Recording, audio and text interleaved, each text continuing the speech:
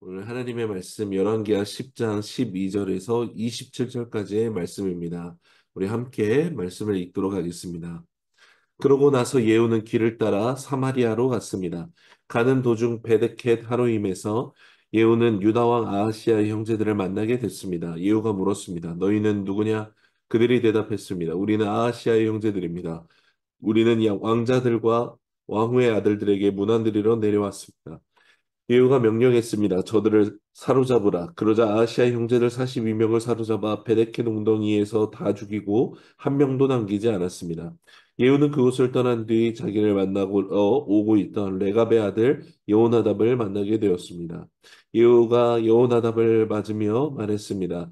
내가 너를 믿듯이 너도 나를 믿느냐? 여호나답이 대답했습니다. 그렇습니다. 예후가 말했습니다. 그렇다면 나와 손을 잡자. 여호나답이 예후의 손을 잡자 예후는 그를 잡아 올려 전차에 태웠습니다. 예후가 말했습니다. 나와 함께 가서 내가 여호와께 얼마나 열심인지 보아라. 이렇게 하여 예후는 나답을 자기 전차에 태우고 데려갔습니다.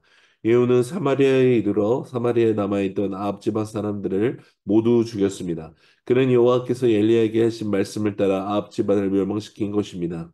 그 일 이후에 예후는 온 백성들을 불러 모으고 말했습니다. 아합은 바알을 조금 섬겼지만 예후는 많이 섬길 것이다. 그러니 이제 바알의 예언자들과 종들과 제사장들을 모두 내게로 불러오라. 한 사람도 빠져서는 안 된다. 내가 바알에게 큰 제사를 드릴 것이다. 누구든 빠진 사람은 목숨을 지킬 수 없을 것이다. 그러나 예후는 바알을 섬기는 사람들을 멸망시키기 위해 속임수를 쓴 것이었습니다. 예후가 말했습니다. 바알을 경배하는 큰 집회를 열어라. 그러자 바알을 섬기는 사람들이 큰 집회를 선포했습니다. 그러고 나서 예후는 이스라엘 모든 곳에 사람을 보냈습니다. 그러자 바알을 섬기는 사람들이 빠짐없이 다 왔습니다. 그들이 바알 신전에 들어오니 바알 신전이 이 끝에서 저 끝까지 꽉 들어찼습니다. 그러자 예후가 예복을 관리하는 사람에게 말했습니다. 바알을 섬기는 사람들에게 예복을 주어라. 그러자 예복을 관리하는 사람이 그들에게 예복을 내주었습니다. 그러고 나서 예후와 레갑의 아들 여호나답은 바알의 신전으로 들어가 바알을 섬기는 사람들에게 말했습니다. 여기 너희에게 오직 여호와의 종은 하나도 없고 오직 바알을 섬기는 사람들만 있는지 살펴보라.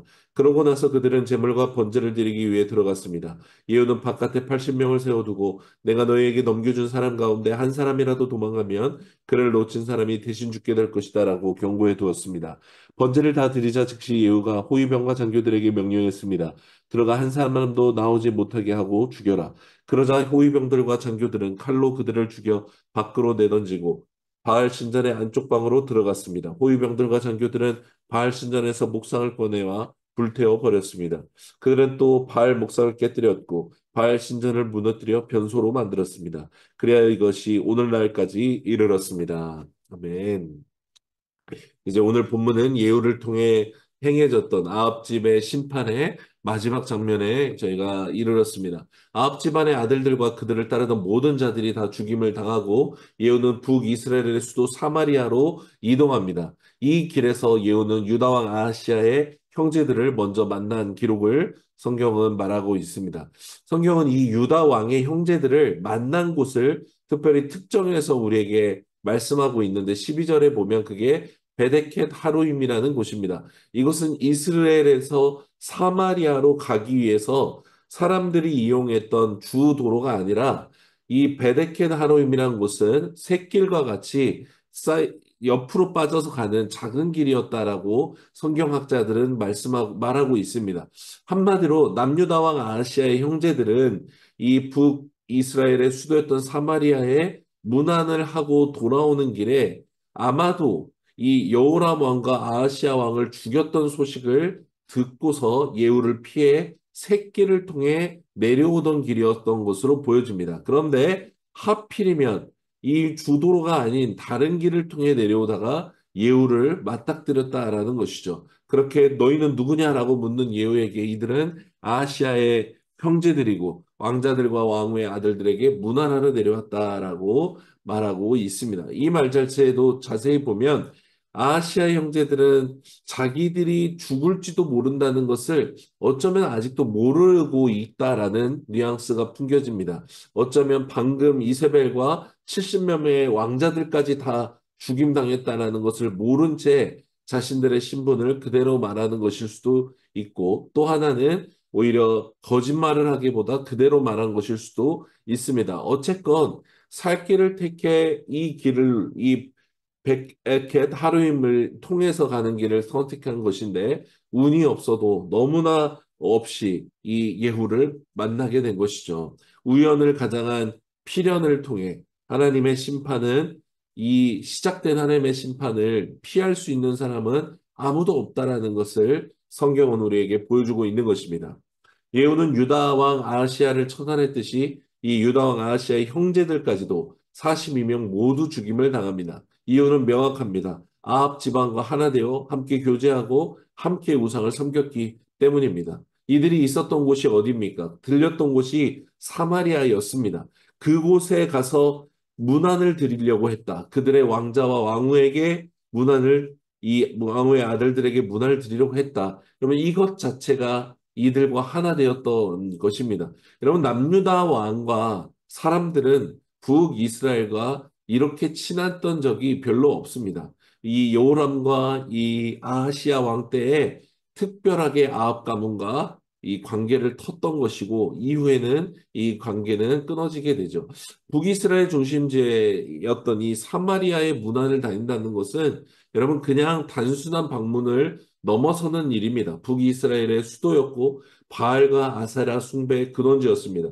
특별히 북이스라엘 초대 왕이었던 여로보암 때문에 하나님께서 정하셨던 성소와 같은 성막과 같은 예배가 완전히 오염된 지 오래였고 그럼에도 자기들이 마음대로 살아가는 그곳에서 어쩌면 남유다 왕과 이 형제들은 하나님의 법을 따르는 것을 불편하게 여기고 오히려 자기들 뜻대로 마음대로 행하는 북이스라엘에서 자유함을 느껴서 그곳으로 갔는지도 모릅니다.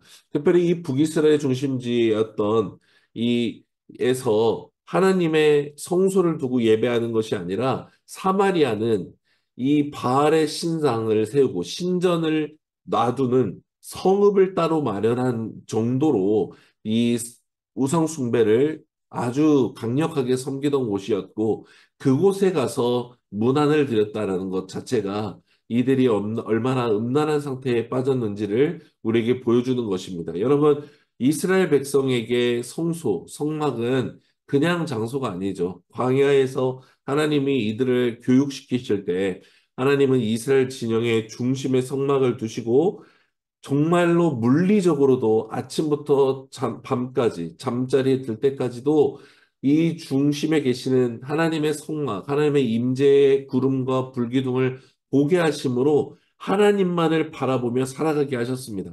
여러분, 광야의 고통과 불편함과 왜 대적에 대한 두려움은 항상 존재하는 곳이 광야였지만 그 세상 밖을 바라볼 때 오는 어려움이 아니라 중심에 계신 하나님을 바라보며 하나님과 동행하며 살아갈 수 있도록 하나님이 훈련시키셨던 것이죠.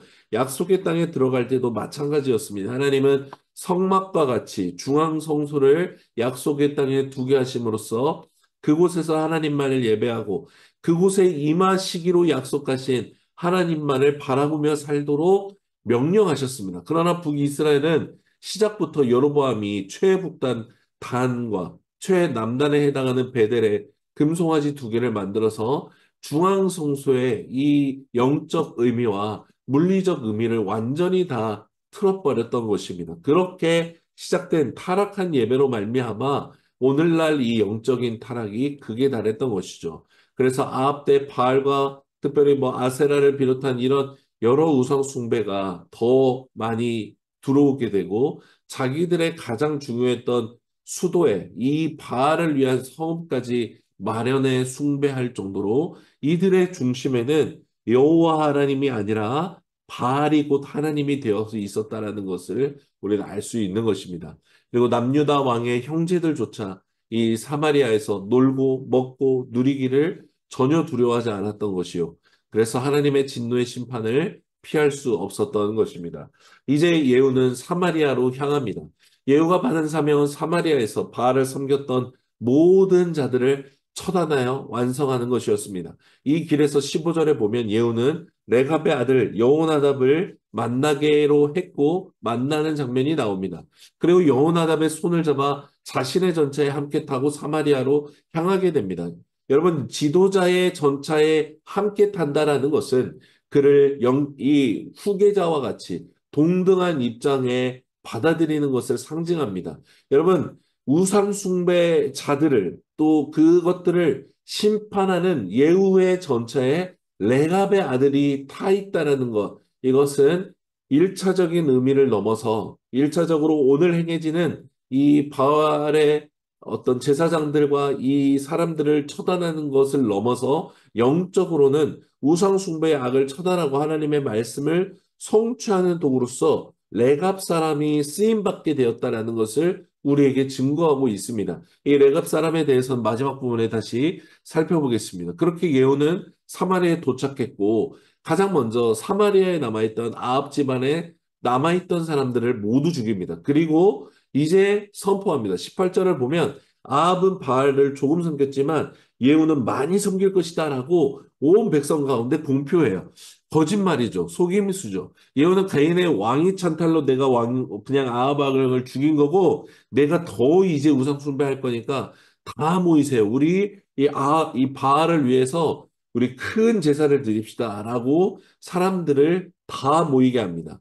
그렇게 예후의 공표를 받아들였던 바알을 섬겼던 모든 자들이 북이스라엘 땅 전역에서 다 모여들었고 바알 신전을 꽉 들어쳤다라고 성경은 말합니다. 예후는 일부러 그리고 그들에게 예복을 입게 합니다. 당연히 예복은 바알에게 제사를 드렸을 때 입었을 특별한 제사장의 옷을 입혔던 것으로 보여지고 이 옷으로 말미암아 이제 이 바알 제사장들을 사륙할 때 식별할 수 있는 구체적인 증거가 되게 합니다. 그렇게 마지막 준비를 마치고 바알 제사장들을 향한 살육이 시작되죠. 뿐만 아니라 바알 신전에 있었던 목상을 다 태워버리고 신전을 무너뜨려서 변소까지 만들어버립니다.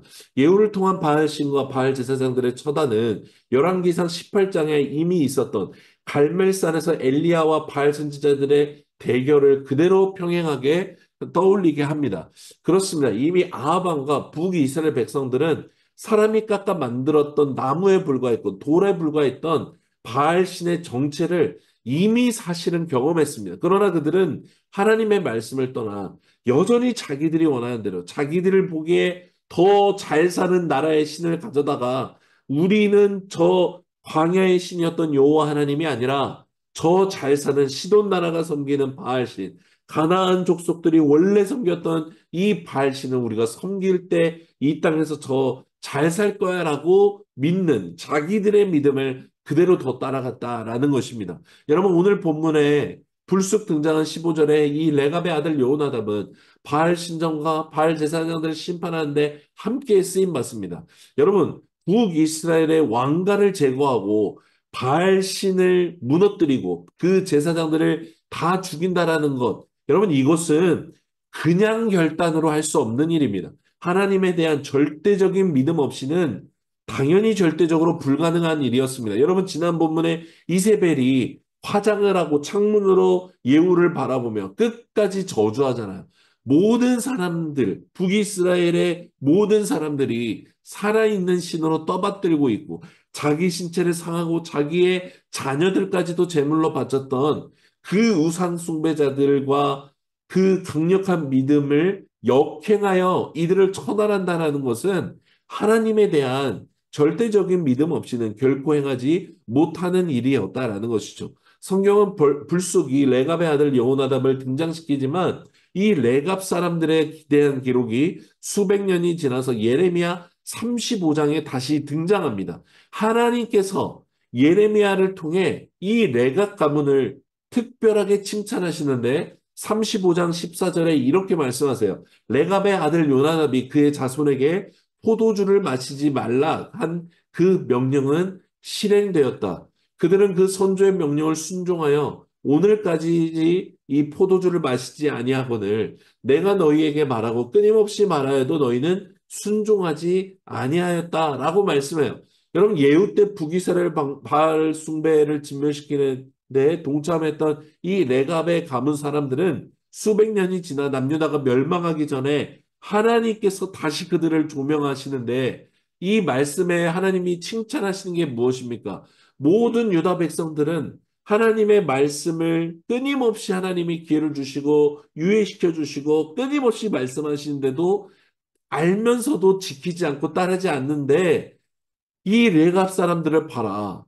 선조 요나답이 살아가면서 포도주를 마시지 말라고 하고 이 후반절의 말씀에 개인의 소유 재산을 갖지 않게 하고 평생토록 텐트를 치며 살게 하는 명령을 이 레갑 사람들은 선조가 명령했는데도 그대로 지킵니다.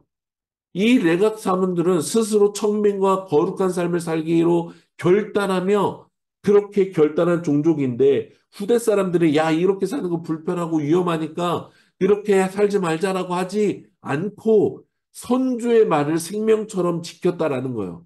하나님이 이들을 가져와 유다를 책망하시는 겁니다. 그들의 선주의 말도 따랐던 이 레갑 사람들이 있는데 너희는 어찌하여 나의 말을 듣지 않느냐라고 책망하셨다라는 거예요.